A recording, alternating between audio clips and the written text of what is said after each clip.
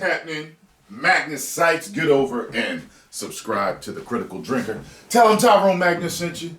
He's a guy who has a lot of views similar to mine. We get along great. So, I heard that even like something like boycott Disney is actually hashtag trending on Twitter right now. I have to look into that. I have to check that out. But, let's check this out. My friends, something is rotten in the state of Disney. I mean, I know that's about as obvious as saying that Saturday Night Live isn't all that funny anymore, but it goes a bit deeper than their simple creative output. All that stuff is just a symptom of a much larger problem. A problem that runs to the very core of the company. And if the recent news about power struggles at the highest levels, disastrous financial performance, and even rumours of layoffs and selling some of their biggest IPs are to be believed, that problem is getting harder and harder to ignore, especially if you happen to be one of the company's board of directors, which I'm fortunately not, so excuse me while I have a good old laugh at their expense. The first and most obvious of the problems facing Disney are financial. Numbers don't lie after all, unless you happen to be a Hollywood accountant with a very expensive habit to fund, and the numbers released to the public paint a grim picture indeed. Over the past 2 years, Disney's share price has declined almost 50% from an all-time high of nearly $200 a share in early 2021 to just $110 in the present day. Damn, at one point it was down to less than $90 a share. You don't need to be a financial whiz kid to know that that's a disastrous fall in value and reflects the growing lack of investor confidence in the company. So how exactly did this happen? Well, for a start, Disney's been losing money. Badly. Their strategy of buying up every single studio and IP on the market at huge expense and absorbing them into their generic corporatized monopoly was a great idea in theory, assuming that the things they bought actually turned a profit. Right. And well, the two flagship IPs bought under the Disney banner are Marvel and Star Wars, obviously. And in Marvel's case, it definitely seemed like a good investment at first. The MCU ballooned into the biggest cinema franchise in history, making frankly embarrassing amounts of money for Disney. Well, until recently at least. The problems didn't really begin until Phase 4. Black Widow, Shang-Chi, and the Eternals all failed to break even. Thor, Love and Thunder, and Wakanda Forever were, at best, muted successes that totally didn't justify the $250 million that got invested into each. Let's be real here, earning $760 million at the box office against a $250 million budget isn't the win that you think it is once you factor in the costs of promotion and distribution. The only movie to achieve the kind of massive success that the MCU used to enjoy on a regular basis was No Way Home, which wasn't even made by Marvel and only netted them a fraction of the film's profit. And it wasn't woke! Either way, none of this could hide the fact that the MCU has been a franchise in decline ever since Endgame, with growing fan apathy towards the endless list of upcoming projects. And the tidal wave of rushed, low-quality, low-effort Marvel content that's flooded Disney Plus has only degraded the brand even further. Tell me, how excited were you for Ms. Marvel, or She-Hulk, or Hawkeye? Because we all knew what was going to happen.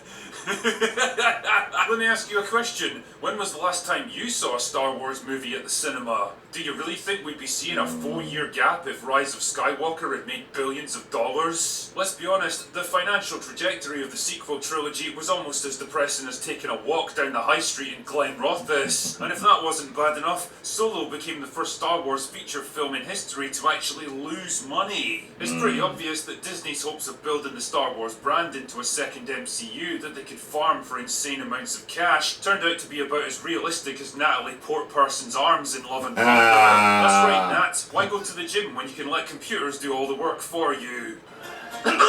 Under the not-so-wise stewardship of Kathleen Kennedy, one of the strongest IPs and biggest pop culture influences in cinema history has been reduced to a collection of cheap, low-effort and mostly irrelevant TV shows on an unprofitable streaming service. Well done, guys. It's no wonder there's now rumours swirling around that Disney's actually considering selling off the Star Wars brands, something that would have been absolutely unthinkable just a few years ago. Honestly, I think it would be hilarious if George Lucas bought it back at a massive discount and then shit-canned everything that they've done since 2015. Oh well, a man can dream, can't he? And if you think for 1 second that Indiana Jones 5 is somehow going to put Lucasfilm back on top, we know. well, All I can say is bless your heart, you sweet summer child. Nobody, and I mean nobody in the entire universe, wants to see a geriatric Indiana Jones get humiliated and replaced by a goofy British comedy actress whose main claim to fame is voicing an insufferable droid in a failed Star Wars movie. On the TV side of things, Disney Plus hasn't exactly been the roaring financial success they were hoping for either. No. Yeah, they definitely attracted a lot of customers when the service launched back in 2020, because let's be honest here, it was in the middle of a global pandemic and there was fuck all else to do. They had themselves the perfect captive audience, and that audience needed to be entertained. Unfortunately, Disney's tactic of pumping out as much content as humanly possible, regardless of quality, only served to damage the brands they were trying so hard to exploit. But more importantly, all of this content was expensive to produce, and that expense wasn't recouped by subscription fees, which is why their streaming services ultimately lost the company $4 billion last year alone. Even a company as large as Disney can't sustain that kind of loss indefinitely. Things weren't much better in the theme park world either. No. Obviously, they all had to be shut down for a good chunk of 2020 because of the unspecified virus of unknown origin. Fair play, not much you can do about that one. But just as attendance was finally picking up again, Disney went and picked a fight with the governor of Florida over a political bill that they had absolutely nothing to do with. The result? Bye-bye special tax status for Disney World, and hello higher operating costs and price hikes. Yeah, forgot about that.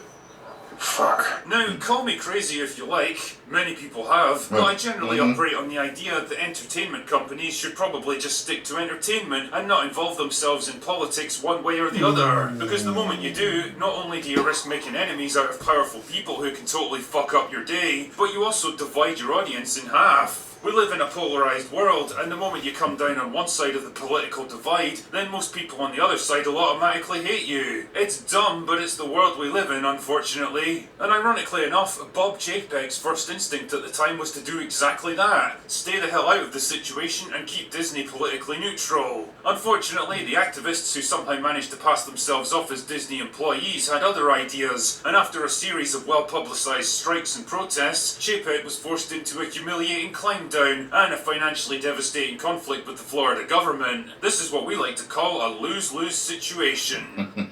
Things weren't looking particularly good on the animated front either. A string of high-profile flops last year threw Disney Animation Studios into absolute chaos. Turning Red cost $175 million to make and earned back just $20 million. Strange World cost $180 million and earned just $73 million, while Lightyear cost $200 million to make and earned $220 million back.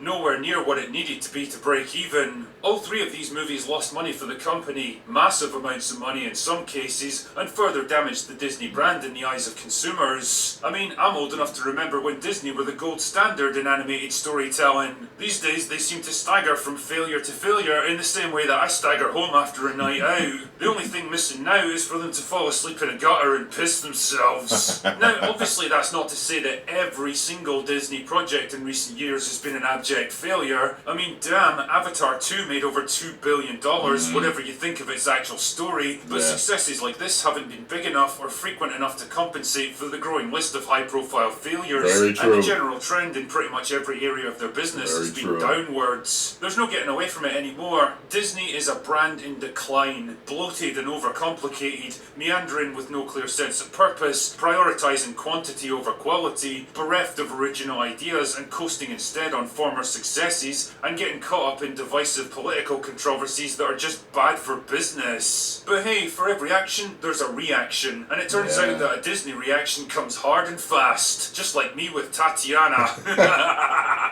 First came the news that I actually was going to say I haven't heard about Tatiana in a while. Middle of the night on a Sunday. Damn, there's ninja assassins that aren't as brutally efficient at dispatching people as these guys. And in his place, Bob Iger was once more king of the Disney Hill and given the mission of making the company profitable again. I guess we're just going to ignore the fact that Iger was largely responsible for the problems that Chapek spent most of his tenure trying and failing to solve. Don't ask questions. Just consume product and then get excited for next product. But I guess in times of crisis, people instinctively turn to what they knew. And what they knew was Bob Iger. Unfortunately, not everyone felt the same way. See, it's at this point in our story that a new player takes to the stage, and that player's name is Nelson Peltz. Who the hell's Nelson Peltz? Well, he's a business tycoon with decades of investment experience and a history of launching hostile takeovers of failing companies and returning them to profitability. He's basically a hard-nosed businessman who doesn't care who he has to fire or upset along the way. His goal is to make money, and in Disney's case, he's what's known as an activist investor.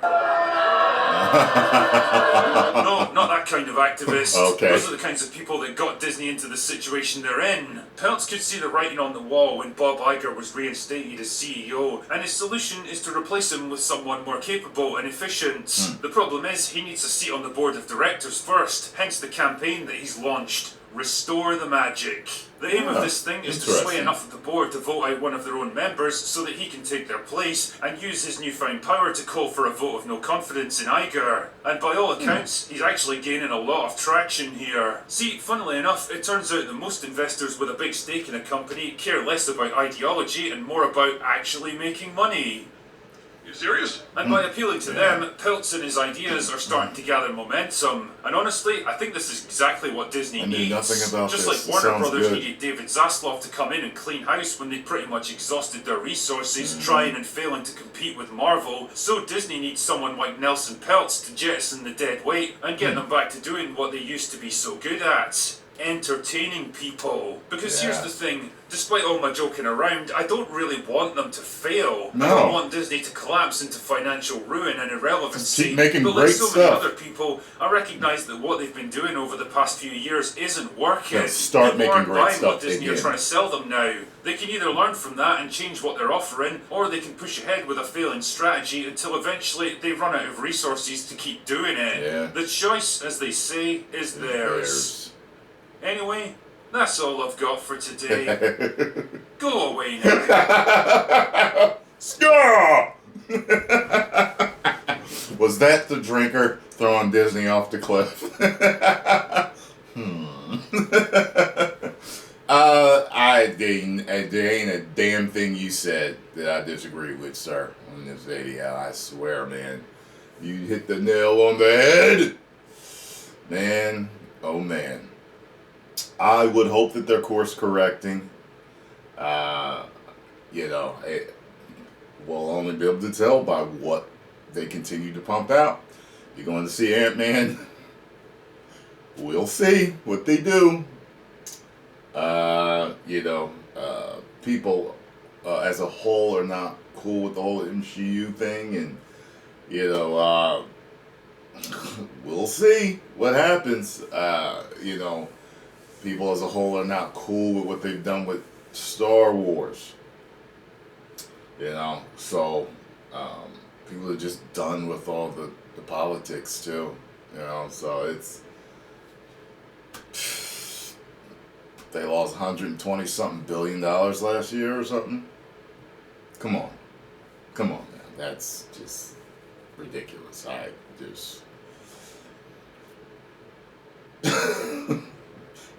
Their stock dropped enough, I probably would buy into it. But you'd have to see the turn coming. Like it's hey, you buy low, sell high. That's the strategy. And he said it was down to $90. I wish I had known about that. I might have bought into it, but I don't know if they truly are going to switch up and start doing things right again. So we'll see. You know what I mean? They'd probably be a really good investment right now if they really are making that course correction. But we shall see. I'm gonna not invest for now. I would be a very, very unhappy investor right now if I had already bought in a while ago. But post comments down below. Let me know what you all think. If you enjoyed my reaction and thoughts on this, make sure you hit the like button, subscribe, and share. 10 million subscribers. Woo!